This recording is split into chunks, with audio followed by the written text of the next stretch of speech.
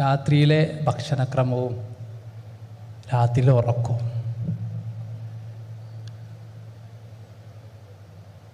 രാത്രിയിലെ ഭക്ഷണക്രമം പറയുകയാണെങ്കിൽ നമുക്കറിയാം, പുറത്തേക്കൊണ്ട് ഇറങ്ങിയാൽ ഹോട്ടലിലെ പകുതി ഹോട്ടലുകൾ പ്രവർത്തിക്കുന്ന രാത്രിയിലാണ്.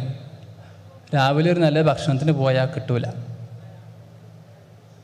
രാത്രിയിലെ ഭക്ഷണത്തിൻ്റെ പ്രശ്നം എന്താണെന്ന് വെച്ചാൽ, നല്ല ശ്രദ്ധിക്കണേ, ഒരു ഭക്ഷണം നമ്മൾ കഴിക്കുമ്പോൾ ഓരോ ഭക്ഷണത്തിനും ദഹനത്തിന് സമയം വെച്ചിട്ടുണ്ട്.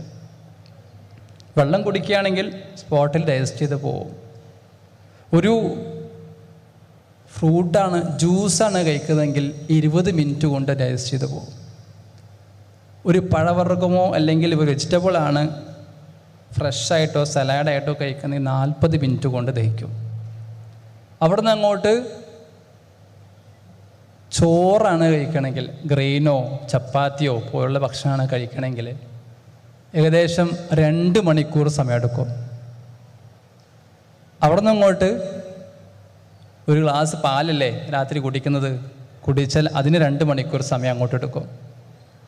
പിന്നെ ഒരു നല്ല മട്ടൻ മന്തിയോ ഒക്കെ കഴിക്കുകയാണെങ്കിൽ മിനിമം ഒരു 3 മുതൽ 4 മണിക്കൂർ അങ്ങോട്ട് എടുക്കും. അതിൻ്റെ കൂടെ മയനൈസ് കൂടി ആയാൽ സംഭവം ഉഷാറായി 5 മണിക്കൂറിലേക്കെങ്കിലും എത്തും. അപ്പോൾ ഞാൻ പറഞ്ഞു വരുന്നത്, ഈ സമയം നമ്മൾ അനുവദിച്ചു കൊടുക്കണം ഉറങ്ങുന്നതിന് മുമ്പേ. ഞാൻ പറയുന്നത് മിനിമം ഒരു 3 മണിക്കൂറെങ്കിലും മുമ്പായിട്ട് ഭക്ഷണം കഴിച്ചിരിക്കണം. അറബിയിലൊരു പദമുണ്ട്, അൽ അഷായ കുൻ ഖബ്ലൽ ഇശാ. അതായത് അൽ അഷാച്ച ഡിന്നർ, രാത്രി ഭക്ഷണം എപ്പോൾ ഇഷാക്ക് മുമ്പായിരിക്കണം എന്നുള്ളതാണ്. അപ്പോൾ പറഞ്ഞു വരുന്ന വിഷയം എന്താണെന്ന് വെച്ചാൽ, നമ്മൾ രാത്രി കഴിക്കുന്ന ഭക്ഷണം ഏറ്റവും ലഘുവായ ഭക്ഷണമാണ് കഴിക്കേണ്ടത്. ഏറ്റവും ദഹിക്കാൻ എളുപ്പമുള്ള ഭക്ഷണം കഴിക്കുക എന്നുള്ളതാണ്. അതിൽ ശ്രദ്ധിക്കേണ്ട ഒരു കാര്യം എന്താണെന്ന് വെച്ചാൽ, നമ്മൾ എപ്പോഴും ഒരു ഹെവി മീൽ കഴിക്കുന്ന സമയത്ത് നമ്മൾ എന്താ ചെയ്യുക?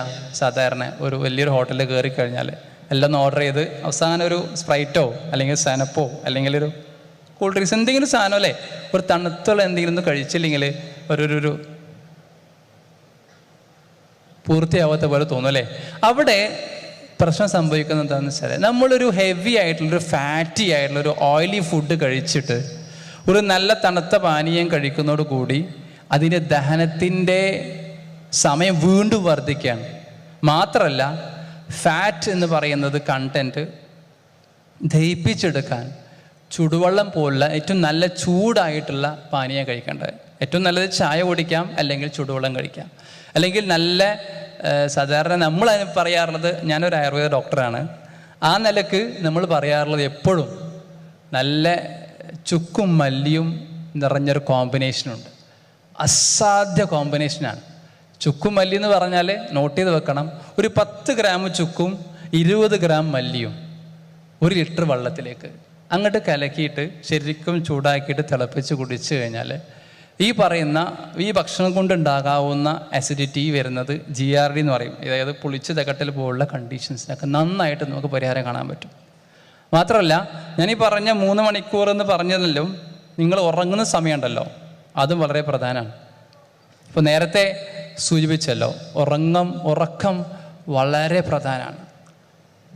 ഉറക്കത്തിൻ്റെ കാര്യം പറയുമ്പോൾ ശ്രദ്ധിക്കേണ്ടത്, നമ്മൾ ഉറങ്ങുന്ന സമയം ഇപ്പോൾ പ്രത്യേകത എന്ന് വെച്ചാൽ, ഈ പ്രൊഫഷണൽസ് ആയതുകൊണ്ട് തന്നെ നിങ്ങളൊക്കെ നൈറ്റ് സ്റ്റഡി ഒരുപാട് എടുക്കുന്ന ആളുകളായിരിക്കും.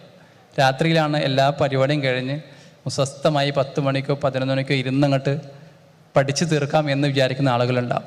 അവരൊക്കെ ശ്രദ്ധിക്കേണ്ട വിഷയം എന്താണെന്ന് വെച്ചാൽ, നൈറ്റ് സ്റ്റഡി എടുക്കുന്ന ആളുകൾ അല്ലെങ്കിൽ രാത്രി ഉറക്കം ഒഴിക്കുന്ന ആളുകൾ ശ്രദ്ധിക്കേണ്ടത് 5 കാര്യങ്ങളാണ് നിങ്ങളെ കാത്തിരിക്കുന്നത്. ഒന്നാമത്തെ വിഷയം എന്താണെന്ന് വെച്ചാൽ, നമ്മൾ ഉറങ്ങുന്നത് സമയം അല്ലെങ്കിൽ രാത്രി ഉറക്കം വൈകിക്കഴിഞ്ഞാൽ നമ്മൾ തലച്ചോറിൽ നമുക്കറിയാം രാവിലെ മുതൽ വൈകുന്നേരം വരെ ഒരുപാട് കെമിക്കൽ റിയാക്ഷൻസ് നടക്കുന്നുണ്ട്. ഒരുപാട് ഇപ്പോൾ നേരത്തെ പറഞ്ഞ ന്യൂറോ ട്രാൻസ്മിറ്റർ ഒരു കെമിക്കലാണ്, ഡോപ്പമൈൻ ഒരു കെമിക്കലാണ്.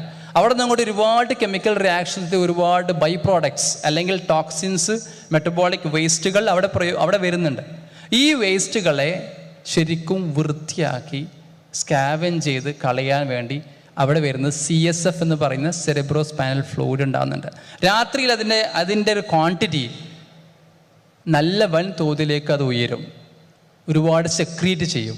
എന്നിട്ട് അത് മുഴുവൻ അടിച്ചു വാരി വൃത്തിയാക്കിയിട്ടാണ് പോകുന്നത്. അൽഷീമേഴ്സ് പറയുന്ന അസുഖം കേട്ടിട്ടുണ്ടാവും അല്ലേ, മറവി രോഗം. അതെന്താ കാരണം എന്ന് വെച്ചാൽ ലെവി ബോഡീസ് എന്ന് പറയുന്ന വേസ്റ്റ് പ്രോഡക്റ്റ് അവിടെ തങ്ങി നിൽക്കുന്നതുകൊണ്ടാണ്. ഇങ്ങനെയുള്ള ഒരുപാട് വേസ്റ്റ് പ്രോഡക്റ്റുകൾ കളയാൻ വേണ്ടിയിട്ട് രാത്രിയിൽ കൃത്യമായി ഈ സമയത്തെ എന്ത് ചെയ്യുള്ളൂ, CSF കുറച്ച് കൂടുതലായി അവിടെ സെക്രീറ്റ് ചെയ്തുകൊണ്ട് അത് സ്കാവൻ ചെയ്ത് കളയും. അത് നടക്കാതെ പോകും. എങ്ങനെ? രാത്രി ശരിയായ സമയത്ത് ഉറങ്ങിയിട്ടില്ലെങ്കിൽ. രണ്ടാമത്തെ ഒരു വിഷയം എന്താണെന്ന് വെച്ചാൽ, ഈ രാത്രിയിലെ ഉറങ്ങാതെ നിൽക്കുമ്പോൾ അല്ലെങ്കിൽ ഉറക്കുമ്പോൾ പ്രത്യേകം ശ്രദ്ധിക്കുന്ന മറ്റൊരു കാര്യം, നമുക്കറിയാം എല്ലാവരും ഉറങ്ങുന്നത് പലപ്പോഴും ബെഡ് ലൈറ്റ് ഇട്ടിട്ടോ ലാമ്പ് ഇട്ടിട്ടോ കാണും അല്ലേ, അല്ലെങ്കിൽ മൊബൈൽ ടോർച്ചിൻ്റെ വെളിച്ചം ഉണ്ടാവും. ഞാൻ പറഞ്ഞു വരുന്നത് നല്ല കൂരിട്ടിൽ കിടന്നുറങ്ങണമെന്നാണ്, ഡാർക്ക് റൂമിൽ കിടന്നുറങ്ങണമെന്നാണ്. കാരണം നേരത്തെ പറഞ്ഞ സെറട്ടോണിൻ എന്നുള്ള ഹോർമോൺ സെക്രീറ്റ് ചെയ്യപ്പെടുന്നത് കൂരിയിട്ട് കിടന്നുറങ്ങുമ്പോഴാണ്. നല്ല ഒരു വെളിച്ചം പോലും, ഒരു സീറോ ബൾബിന് വെളിച്ചം പോലും ഉണ്ടാകാൻ പാടില്ല. എന്നാൽ മാത്രമേ സെറട്ടോണിൻ എന്ത് ചെയ്യുള്ളൂ, സെക്രീറ്റ് ചെയ്യുള്ളൂ. എല്ലാ ദിവസവും പ്രയോഗിക്കുന്നുണ്ട്, എല്ലാ ദിവസവും സെറട്ടോണിൻ സെക്രീറ്റ് ചെയ്യപ്പെടുന്നുണ്ട്. നേരത്തെ പറഞ്ഞ ഡിപ്രഷൻ ഉണ്ടാക്കാൻ വേണ്ടി, അല്ലെങ്കിൽ സെറട്ടോണിൻ്റെ ലെവൽ കുറയുന്നത് ഡിപ്രഷനെ കൂട്ടുമെന്ന് പറഞ്ഞല്ലോ. എന്ന് പറഞ്ഞത് സെറട്ടോണിൻ എല്ലാ ദിവസവും നമ്മുടെ ബോഡിയിൽ സെറട്ടോണിൻ സെക്രീറ്റ് ചെയ്യും. പക്ഷേ അത് കൂരിട്ടിൽ കിടന്ന് ഉറങ്ങുമ്പോഴേ എന്ത് ചെയ്യുള്ളൂ, സെക്രീറ്റ് ചെയ്യപ്പെടുന്നു. അല്ലെങ്കിൽ വെളിച്ചത്തിൻ്റെ ഒരു കണിക വന്നാൽ പോലും സെറട്ടോണിൻ അവിടെ സ്റ്റോപ്പ് ചെയ്യപ്പെടും. രണ്ടാമത്തെ വിഷയം ഇതാണ്. മൂന്നാമത്തെ വിഷയം എന്താണെന്ന് വെച്ചാൽ, നമ്മൾ രാത്രി ഉറങ്ങുന്ന സമയത്ത്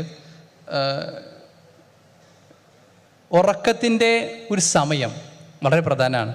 നമ്മൾ കിടക്കുന്ന സമയം ഒരു 6 മണിക്കൂറെങ്കിലും ഉറങ്ങിയാൽ മതി എന്നൊക്കെ പറയാറല്ലേ. 6 hours ആണ് യങ്ങർ അഡൽട്സിന്, 6 to 7 hours ആണ്.